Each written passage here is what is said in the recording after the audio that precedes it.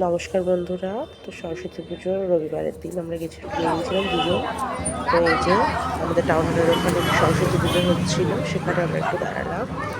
সেখান থেকে ঘুরে ফেরার সময় আমাদের বাড়িতে পরের দিন যেহেতু পুজো হবে, তো আমি এখান থেকে মিষ্টি নিলাম, নিয়ে বাড়ি চললাম। পরের দিন পুজো হয়ে গেছে সকালবেলা।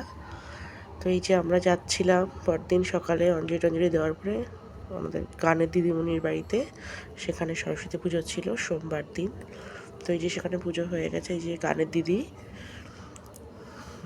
সবাইকে দুপুরের খাবার দাবার দিচ্ছে। এই যে আমার মেয়েকে বলে একটু দাঁড়িয়ে পড়ো, একটু ভিডিও করে নিই। এই যে গানের দিদি খেতে দিয়েছিল ফ্রাইড রাইস, আলুর দম। তো দুপুরবেলা আমরা ওখানেই খাওয়া দাওয়া করেছি আজকে। আর বাড়িতেও খিচুড়ি রান্না হয়েছিল, ওখান থেকে বাড়ি চলে এসেছি আমরা তাড়াতাড়ি খেয়ে দিয়ে।